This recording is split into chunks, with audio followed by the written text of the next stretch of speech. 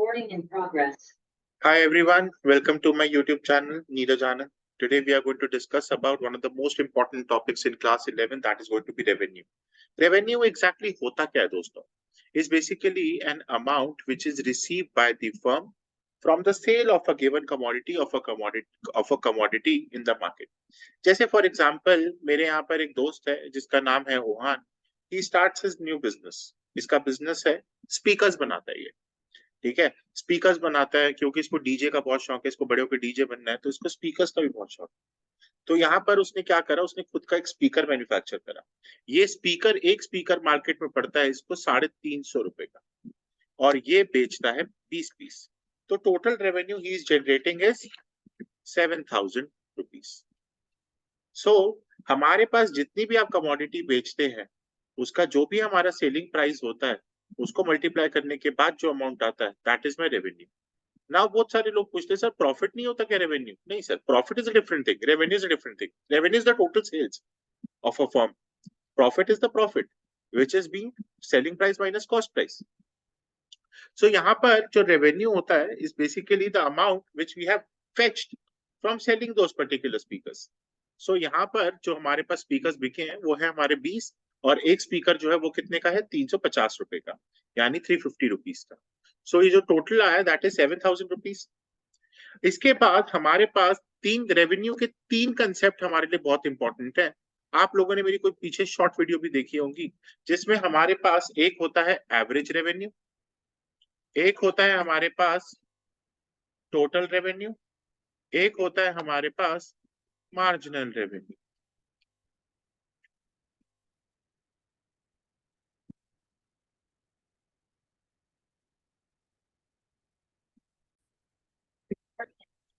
Now we are going to discuss about what total revenue is.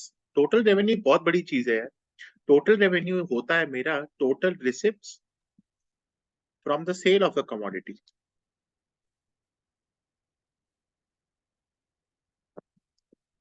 जो भी मेरे पास total sales होती हैं, जो भी पैसा आया मेरे पास सेल करने के बाद, वो मेरी टोटल रेवेन्यू होती है. तो टोटल रेवेन्यू का एक प्यारा सा फॉर्मूला है, क्वांटिटी जितनी आपने बेची हो उसको पैसे का मल्टीप्लाई कर लीजिए, ये आपको मिल जाएगा आपका टोटल रेवेन्यू.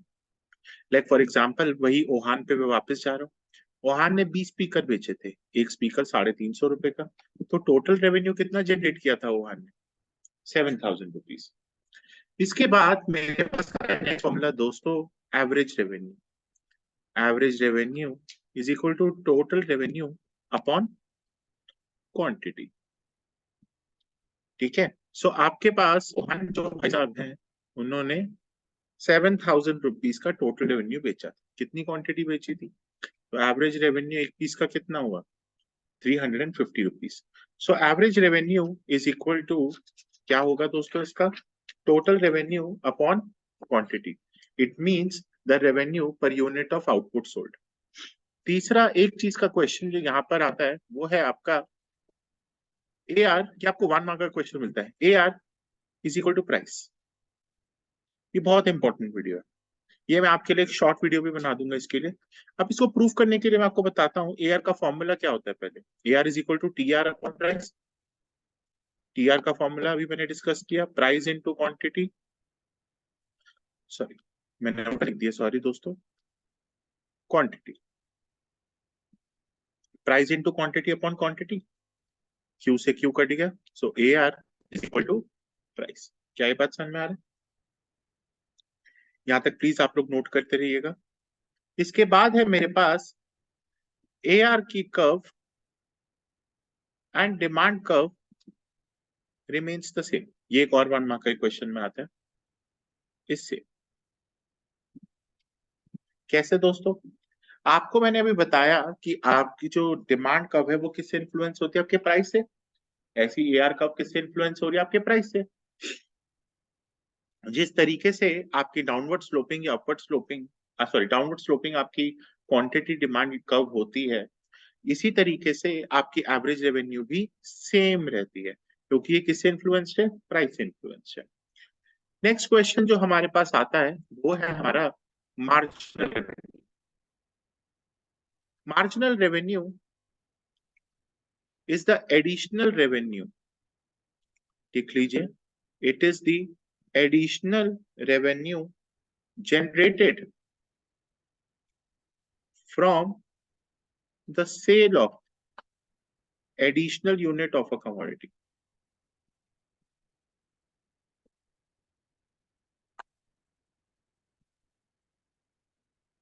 अब एक सिचुएशन में आपके लेकर चलता हूं।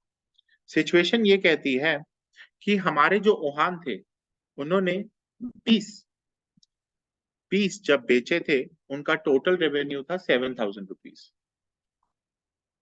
और जब उन्होंने 21 पीस बेचे तो उनका जो रेवेन्यू था that was 7,500 rupees.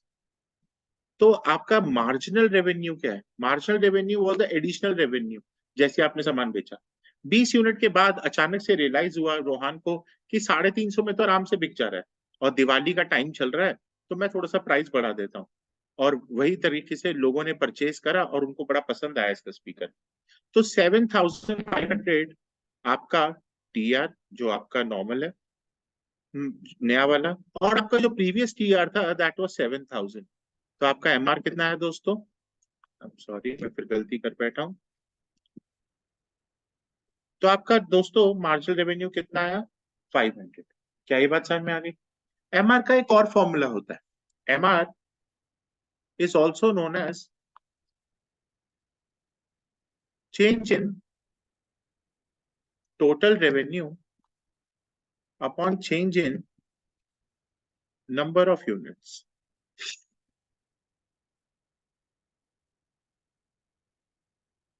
Done ji?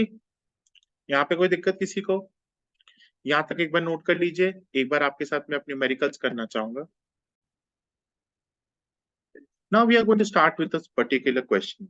Like for example, if chairs is like rupees 1,000 and if 10 chairs price is rupees 10,000 and 20 chairs price is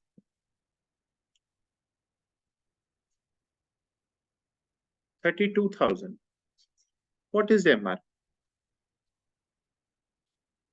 अभी मैंने आपको सिखाया था formula, MR is equal to delta TR upon delta output। ये आपका हो जाएगा कैसे sir? 32,000 minus 10,000 upon 20 minus 10. This comes to 12,000 upon 10, that is 1,200 rupees per chair। ठीक है। नेक्स्ट इज, हमारे पास कुछ महानुभाव बच्चे हैं जो बिना पढ़े उनको सब कुछ हो जाता है उनसे।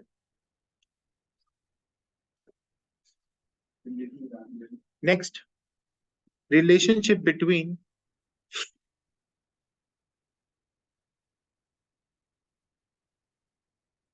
revenue concepts.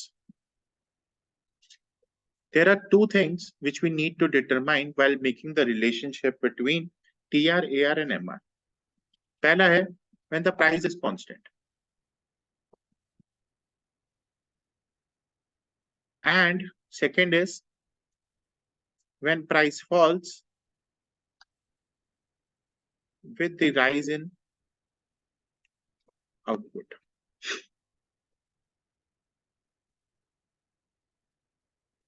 पहले मैं आपको लेकर चल रहा हूं एक सिचुएशन में, relationship between AR and MR when price is constant.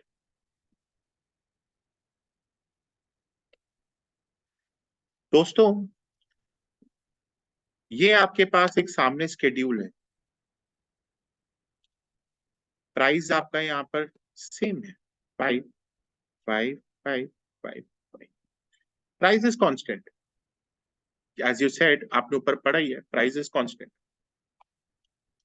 आपसे टीआर जो है, no matter what the situation is, TR increase होगा। हमें पता है price is equal to AR इस सिचुएशन में जब प्राइस कांस्टेंट होता है। So 5 into 1, that is equal to 5. 5 into 2 is equal to 10. तो TR into AR into output is equal to TR होता है. 5 into 3, that is equal to 15. 5 into 4, that is equal to 20. 5 into 5 is equal to 25. अब MR यहाँ पे calculate करेंगे तो जब ये सिचुएशन आती है कि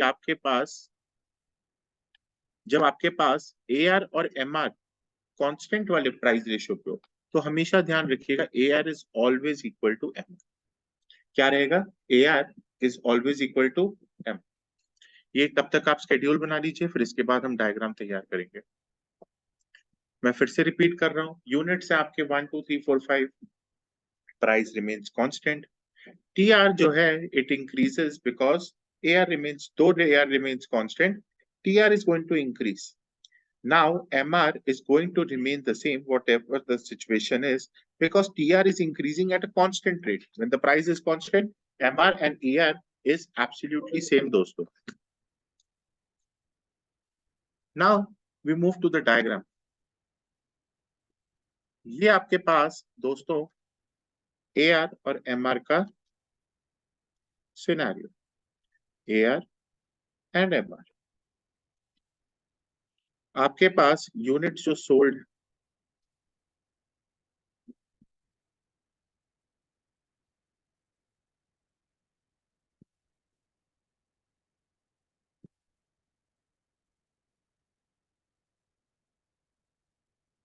आपके यहाँ पर AR is equal to MR हमेशा सोल्ड होता है.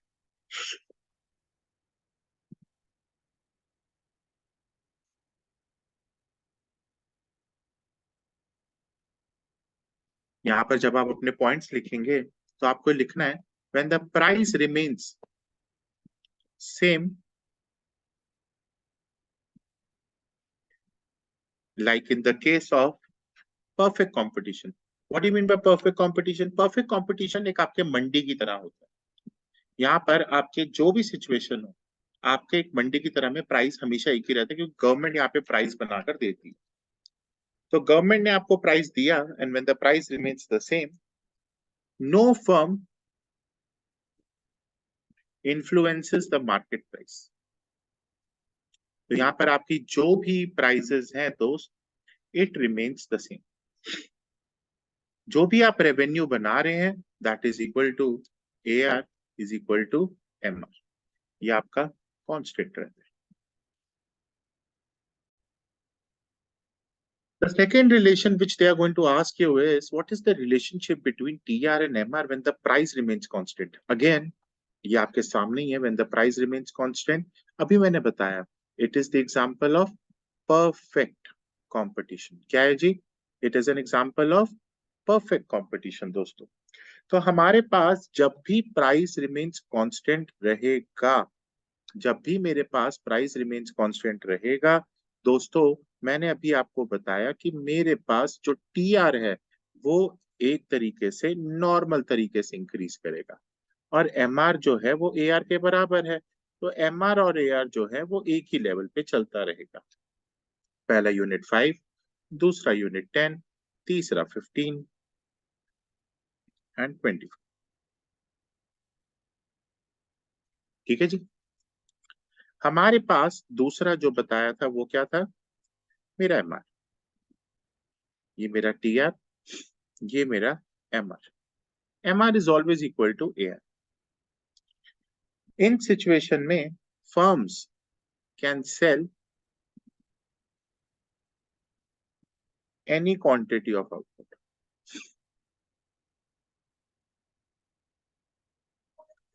MR is a straight line.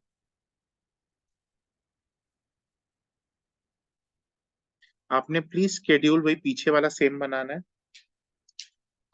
MR is constant, so it is parallel to x-axis.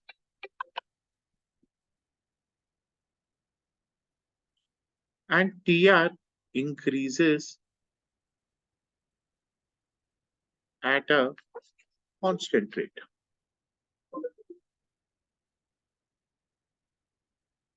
यहां तक लिखिए प्लीज दोस्तों। What is the relationship between TR and price line? This is going to be the next topic.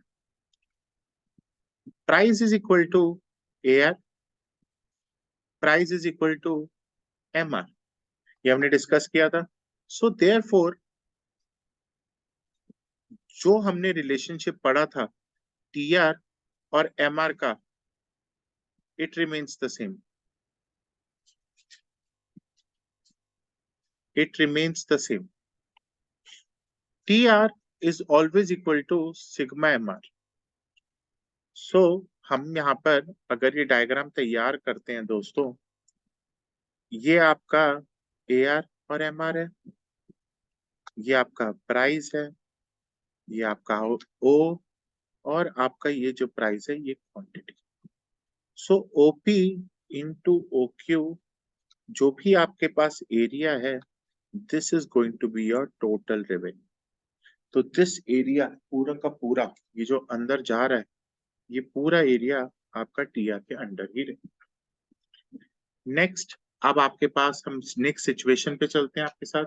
Next situation क्या है दोस्तों? When the price falls with the rise in output. यहाँ पर आपका स्केड्यूल अलग तरीके से बनेगा। मिलते हैं छोटे से ब्रेक के बाद।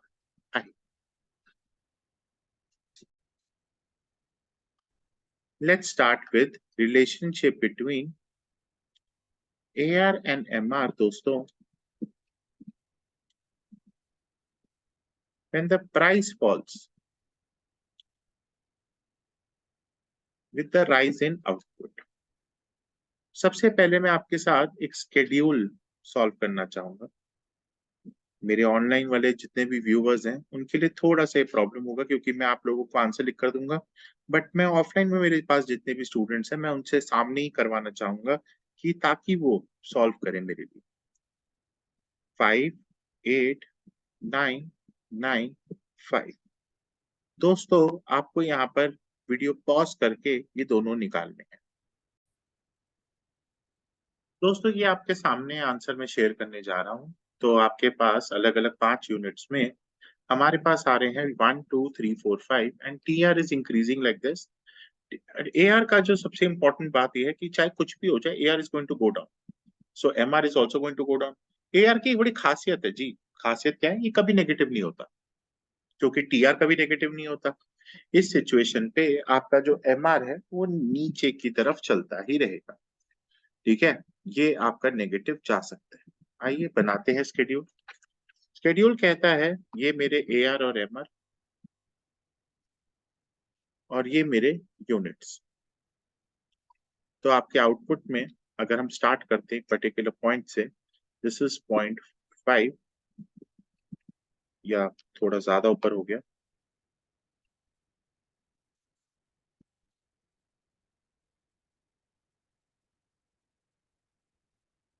5 10, दिस इज पॉइंट 5। तो ये आपका AR रहे, और दोस्तों ये आपका MR रहेगा। समझ में आ रहा है? सो यहाँ पर क्या हो रहा है, बोथ, यहाँ पे आपने लिखना क्या है, both MR and AR falls with the increase in output।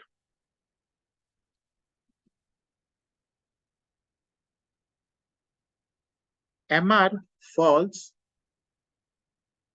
at a faster rate, सुन रहे हो, than AR। MR curve is steeper। MR curve is steeper। steeper क्या होता है जी? थोड़ा नीचे की तरफ मूव करती है।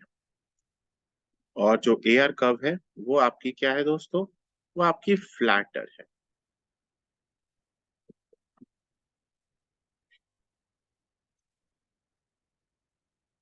बना लीजिए।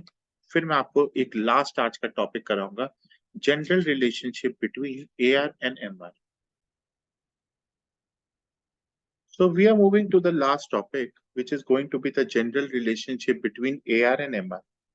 जब हम relationship between AR and MR करेंगे दोस्तों, आपको ध्यान रखना है, this is the diagram.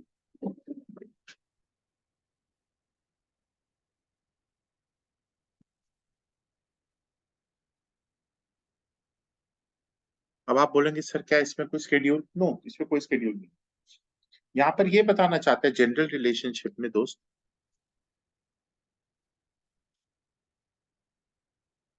General relationship में ये बोलना चाहते हैं, sorry, when AR increases as long as MR, it means MR is greater than AR. AR is maximum and constant when MR is equal to AR.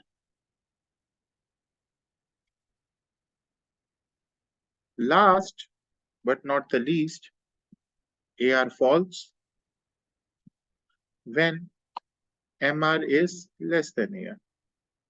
Thank you दोस्तों, ये आपका आज की क्लास थी, which is going to be the part 1 of revenue.